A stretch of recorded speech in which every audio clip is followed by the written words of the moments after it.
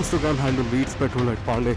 Blame it on the lack of charging infrastructure around me, but I've been a petrolhead my whole life, unfazed by the electric revolution. But today I'm seeing the world from a bigger perspective. Today we are riding something from the future in the present.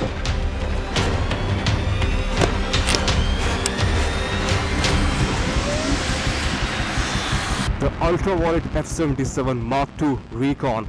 So the agenda for today is to find out whether it is potent and electrifying enough for me to convince my landlord to install a charging bay in our society. And by the looks of it, it looks like it will.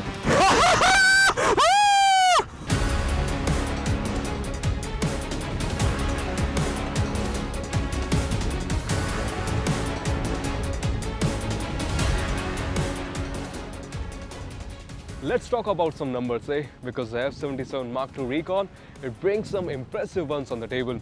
0 to 60 kilometers per hour, 2.8 seconds as compared to 3.1 seconds before. 0 to 100 kilometers per hour in just 7.7 seconds as compared to 8 seconds before. And it now puts down 1 kilowatt and 5 Newton meters more than before, despite getting the same 10.3 kilowatt hour battery pack. And the top speed, which is now 155 kilometers per hour as compared to 147 kilometers per hour than before. What are you telling all these people about stats, man? You sound like a freaking website. Stop talking to people about stats. Yeah, that's okay, but who the f are you? Power Drift has Rider 80 and I am Rider BT.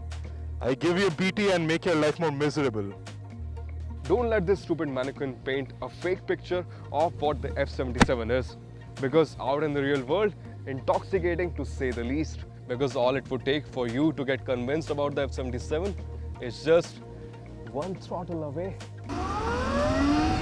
As I'm riding the F77 Mach II Recon, my heart is filling with pride because of what we Indians have pulled off. Because this is the fastest electric two-wheeler that you can get in India today. And by fastest, ultraviolet means business, because this thing is fast. Now, comparatively speaking, if you compare it to an ICE-powered vehicle, now this thing puts down around 40 PS, but the levels of performance that you get out in the real world, they match that of a 300cc motorcycle. But that is just the ordinal way of putting it, because the experience, it is electrifying, because all the 100 Newton meters of torque is available from a standstill, like just a twist of the throttle away. And the way this thing takes off, it is bonkers. I mean, you don't have a clutch, you don't have a gear, so obviously you miss that, but the Ultraviolette F77 makes up for it in the sheer acceleration. But the Ultraviolette F77 makes up for it because of the way that it accelerates. Now it can reach 100 kilometers per hour in 7.7 seconds, which is plenty fast according to even an ICE-powered motorcycle. But the thing is, the way you get to 100 kilometers per hour, now that is crazy. I mean, you don't need to operate the clutch or the gear. Now stupid fun is just one twist of the throttle away, and that is the reason why we love the F77 so much, and the Mach II has become even faster than before. So now it can reach 155 kilometers per hour, as we've already told you. But the performance, it is pretty brisk up until 120-130 kilometers per hour. After that, it tapers off a little, and you'll need a long stretch of road to unlock its true top speed, which is 155 kilometers per hour. And now it gets, the F77 Mach II Recon has debuted 9 levels of region control. And since this morning, I've been riding in the highest level of region because of the level of involvement that it brings on the table. I mean, it mimics downshifting of an ICE-powered motorcycle. It mimics the same experience. I mean, once you let go of the throttle, the motorcycle slows down. You see that? Roll off the throttle, the motorcycle slows down. And I really love the 9th level of region particularly, because that is when the involvement is at its peak. You obviously require the assistance of brakes when you want to come to a screeching halt, or in panic braking situations. So you obviously need assistance of brakes, but the Region, when you are negotiating corners and stuff, it is absolutely wonderful and transforms the whole riding experience. The previous F77 used to come with just 3 levels of Region, but not much to differentiate between them. But the Mark II Recon, now this thing is actually delivering on the Region concept. And another major difference that it is making out in the real world is the range. I mean, during the start of the day, it was showing around 160 kilometers in the ballistic mode. Now it is down to 139 kilometers, and I'm pretty sure that we have ridden the way you're supposed to ride the F77, which is stupidly fast. And even after that, I can see that the range is not dropping by that much. So the Region is obviously working, and it can transform the livability factor of the F77 by a huge margin. Not only is the F77 stupidly fast when it comes to the overall acceleration and the speeds that it can clock, but it is now safer than ever before. So apart from Region, you also now get 4 levels of traction control, with the 4th being completely off. So you get basically 3 levels of traction control and dynamic stability control as well. So what dynamic stability control does is, the level 9 of Region is simply too strong. So in situations without the dynamic stability control, it might lock up the rear wheel, and that is not a good situation to have when you have rolled out the throttle while taking a corner. So to take care of that, Ultraviolette has introduced dynamic stability control, which keeps a constant check on the rear wheel and how it is behaving, and how the motorcycle is behaving according to the region that it has been set in. So despite the strong regenerative force, the rear wheel won't lock up at all, and that is quite something. Now, according to Ultraviolette, this is the first of its kind safety system that they have incorporated, first of its kind in the world. So that is pretty commendable as well. And guess what? You can get all of these features, including the Region, the traction control, the improved range as well, without the cost of paying any extra money if you are a Generation 1 F77 owner. So you just need to go to Ultraviolette, tell them that you need all the latest upgrades that they have rolled out for the Mark II, and they'll do it for you for absolutely free. How freaking cool is that? Just like before, the F77 gets 3 ride modes to choose from: Glide, Combat and Ballistic. They stand true to their names, with Glide being the least powerful and involving, and Ballistic being, well, ballistic. In the Glide mode, the F77 is still rideable till 60 to 70 km per hour. It doesn't feel lethargic, but overtakes might need some planning. Combat mode presents a fine balance between performance and efficiency. Just for the thrill of it, the ballistic mode is there, in which the F77 can clock around 80 to 90 kilometers per charge if you're giving it full beans. Now, just like the Generation 1, even the Mark II can be had in broadly 2 variants. One is the base and one is the Recon that you're seeing currently. Now, the major difference between both the variants is the battery pack. The base variant, it makes do with a 7.1 kWh battery pack with 211 km of IDC claim range. On the other hand, the Recon variant, it makes do with a bigger 10.3 kWh battery pack, which unlocks a range of 323 km IDC claimed. Now, previously the Recon variant used to put down 307 km claim range, but now that has gone up to 323 km. And now the Mark II is supernova charging enabled, so you can recover 20 to 80% in just 60 minutes. वो सब तो ठीक है आनंद भाई, but can it tour? अरे फिर से आ गया यार, गया.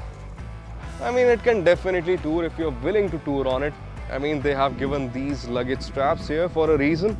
And now that we have tested the Region, it was able to recover good amount of range. So you can definitely tour on it. Now with the Region enabled, you can definitely look at a real world range of around 200 kilometers in one go, which is good enough. So if you have access to supernova chargers, all you need to do is plan your ride accordingly. बहुत irritating है भाई. So you just need to plan your ride accordingly. If you do that, it is going to be a different experience altogether. Because even if you look at the rider's triangle, you can see that yes, it is committed. It gets clip-on handlebar, rear set foot pegs, but if you sit upright, it doesn't feel unnatural. So you can definitely tour on it, and I can bet that it is going to be a different experience altogether.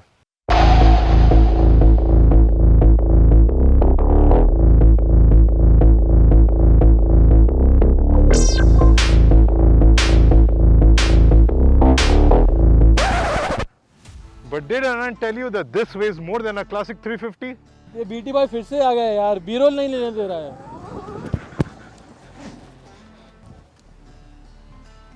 I mean, he just paints half of the picture. I mean, it does weigh more than 200 kilos, more than the classic 350, but the F77 cannot be compared to that piece of metal because this gets thoroughly modern underpinnings. Up front it gets 41 mm USD forks, and at the back a monoshock. Both of them are preload adjustable. Now screw that, it also gets a steel trellis frame and 50-50 weight distribution. And out in the real world, the implications are very much real. I mean, on paper, the F77 does weigh well over 200 kilos, and that is not a light motorcycle by any given margin. But the thing is, the F77 masks its weight pretty well because of the weight distribution. 50 at the back, 50 at the rear. So 50-50 weight distribution has worked wonders for it out in the real world because it allows the F77 to take corners like a normal stable motorcycle. I won't say that it is on rails, but it is definitely confidence inspiring. Even the tires inspire a lot of confidence.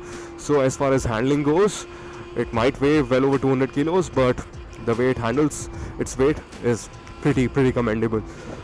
I mean, in tight parking spaces you will obviously feel the weight, but then you have the reverse park assist to take care of that. And around corners, the F77 is stupidly fun because of one big reason, because of all the torque that it has that gives you a nice drive out of the corner. Because you don't have to downshift or anything or put the motorcycle into the right gear. You demand performance from it, it is always there, and that aids in its handling. And like I said, despite the strong region, it doesn't upset the motorcycle at all because of the dynamic stability control, so it works wonders in the handling department too. Now, I mean, you do have to wrestle the motorcycle a bit. I mean, counter steering inputs are not as reactive as say the KTM 390 Duke or the RC 390, but you cannot expect that.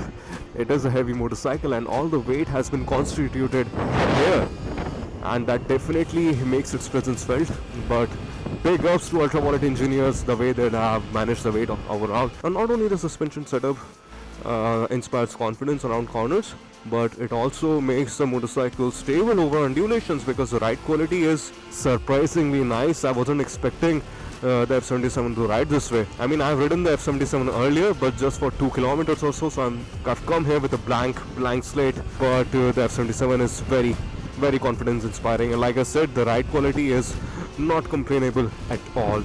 It soaks up bumps real nice, but you hear some sort of rattle over undulations, but that is a given fact.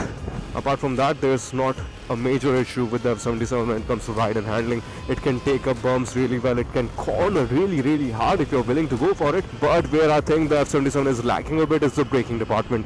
I mean, the front brake has strong bite and feedback, but I could have liked a little more of that. But if you accompany that with the level 9 of region, you're sorted. I mean, you won't find any scary situation on the F77 that it didn't have the required stopping power, that you'll just go ram into something. That is not going to happen because of the regenerative braking and the braking performance. But a little more of braking performance would have made the F77 an even more confidence inspiring motorcycle. That being said, the front end feels a little vague and jitters a bit every now and then.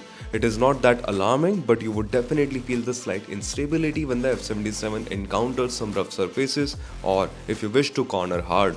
I mean, you might be the BT boy, but you ought to agree, looks good, no? No man, this doesn't look like a sports bike. This doesn't look like a naked bike. What the hell is it? Oh well, that's Delta Watch for you. So your motorcycle, the F77 Mach 2 Recon, will tell you when some stupid is trying to fiddle around with your motorcycle. Whether it is being towed or being dropped or being fiddled around with, it will send you a notification on your application. Now, are you going or should I call the cops? What do you think I'm doing? Let's go. Now, the F77, it looks the same, but there are now 9 new color options on offer, including my personal favorite, the Afterburner Yellow. And another major thing that Ultraviolette has done is they have made this flap, the charging flap, a lot sturdier than before. Now, previously it was a very flimsy unit, but not anymore. Now, apart from the charging flap. Now this looks exactly the same as before, but we aren't complaining because it might not qualify as a naked bike or a thoroughbred fair sports bike, but it has its own unique charm, and that is what we like about it. Now this thing looks sharper than Rider BT's width, but at the same time smoother as well. Smoother than the pickup lines that that fellow uses on his Instagram handle. No hopes. I seriously like the way that Ultraviolette has hidden every screw, every bolt point on the F77. Take a good look at it.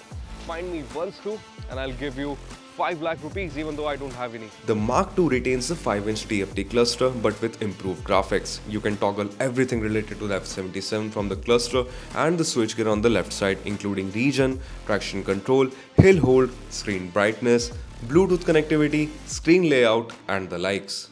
So now guys, rolling. So now guys, it's time for the verdict. Now the Mark II. That's my sound. Go. So the F77, despite getting a whole of changes in the Mark II iteration, it is being offered at an even more affordable price. How freaking awesome is that? And what I believe is that even at its current price range, it is going to make a lot of sense in the long run. It is going to justify its trigger price given the fuel cost that you're going to save in the long run. However, the only major catch here is charging infrastructure. If you have good access to charging infrastructure, I don't think of any one reason that you shouldn't consider the F77. However, I still believe that it cannot be your only bike in your garage or your first motorcycle. That shouldn't snatch your attention from the fact that it is indeed a proud creation that we all should be proud about. It is stupidly fast, it looks smashing, it can dance its way around bends, and not to forget, it is now safer than ever before. What more could you ask for? An ADV. That I agree upon. Now let's go home. It's over. Time to wrap up.